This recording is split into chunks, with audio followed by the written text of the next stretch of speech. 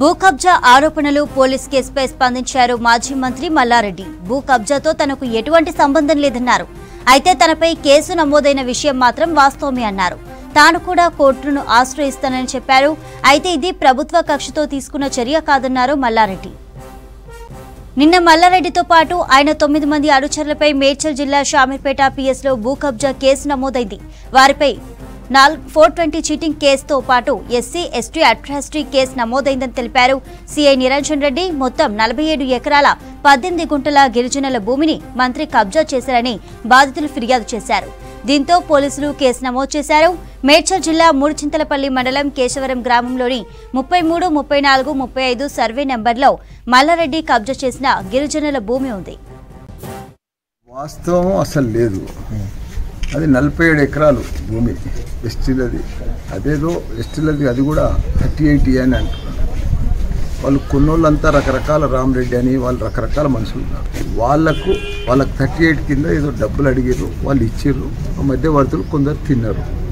అంతేగాని ఆ భూమిలో కానీ ఆ 47 ఎకరాలలో కానీ ఎక్కడ కూడా నా పేరు లేదు, నాకు ఆ భూమిలో సంబంధం లేదు, ఆ డీల్ తోటి కూడా నాకు సంబంధం లేదు. అది చేసారు. వాళ్ళు కోర్టుకు వెళ్ళి ఆర్డర్ తెచ్చి ఎఫ్ఐఆర్ బుక్ చేయమని తెచ్చారు. నేను కూడా ఇప్పుడు రాసిచ్చిన, నేను కూడా కోర్టుకు పోయి నాకు సంబంధం లేదని నేను కూడా కోర్టు ఎలక్షన్ అయిన వెంబటే మీరు రాత్రి రిజిస్ట్రేషన్ చేసే ప్రయత్నం చేసిన అది కాదని అవాస్తవం అని చెప్తున్నారు కదా. సరే, ప్రభుత్వ కక్ష ఏం లేదు, దీంట్లో కక్ష ఏం లేదు.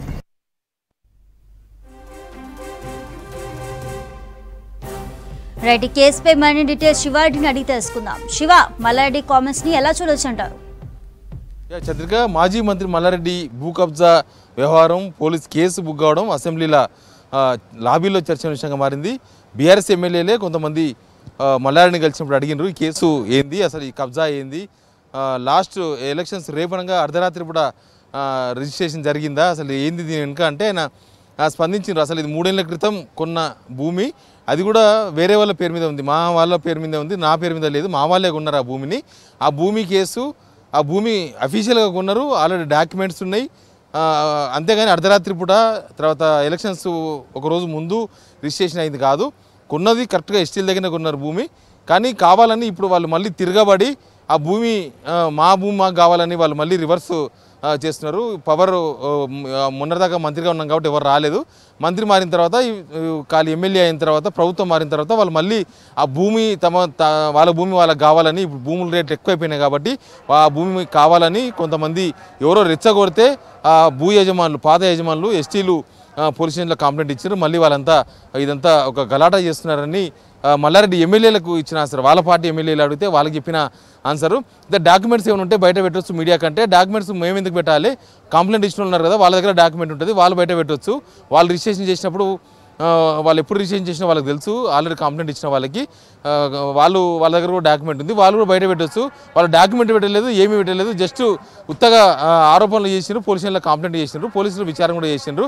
అయితే ఆ భూమి తన పేరు మీద లేదు, తన పేరు మీద లేనప్పుడు పోలీసులు కూడా తన పేరు మీద ఎట్లా ఎఫ్ఐఆర్ చేస్తారు? ఒకవేళ ఎఫ్ఐఆర్ చేసి విచారణ చేయొచ్చు. ఇది ప్రభుత్వ కక్షపూరిత చర్య అని కూడా అనట్లేదు, ప్రభుత్వం కక్షపూరితంగా వ్యవహరించిందని కూడా నేను అనని మల్లారెడ్డి చెప్తున్నారు.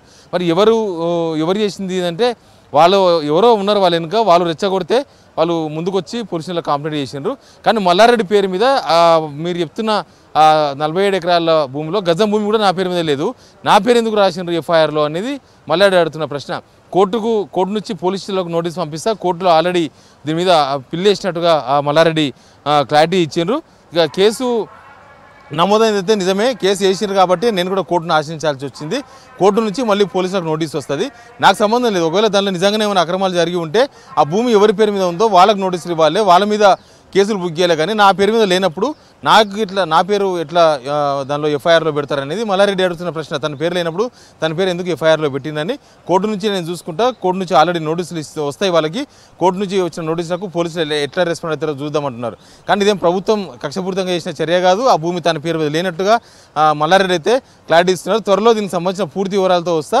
వాళ్ళు కేసు పెట్టిన వాళ్ళ వెనుక ఎవరున్నారో అదంతా కూడా పూర్తిగా తెలుసుకున్న తర్వాత అసలు ఆ డాక్యుమెంట్ ఎప్పుడు రిజిస్ట్రేషన్ అయింది అదంతా కూడా నేనే బయట పెడతా. కానీ దానికి కొంచెం టైం ఉంది, ఆ టైం కోసం చూస్తున్నా. కేసు పెట్టిన వాళ్ళు ముందు పెట్టాలి, వాళ్ళు పెట్టారని పక్షంలో కరెక్ట్ టైంలో నేనే ఆ డాక్యుమెంట్ బయట పెడతా.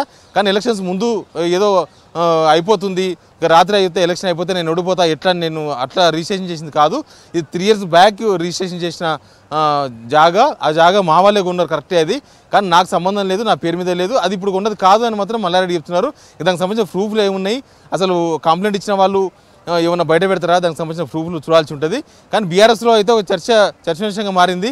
అసెంబ్లీకి వచ్చిన వాళ్ళందరూ మిగతా ఎమ్మెల్యేలు కూడా మల్లారెడ్డిని కలిసినప్పుడు దాని విషయం మీదే మాట్లాడినారు. మల్లారెడ్డి ఎవరైనా కూడా నా పేరు మీద లేదు, నాకు సంబంధం లేదు, అసలు నేనే నోటీస్ ఇచ్చినా నా పేరు ఎఫ్ఐఆర్లో పెట్టినందుకని మల్లారెడ్డి క్లారిటీ ఇచ్చే ప్రయత్నం చేసిండ్రు చంద్రిక.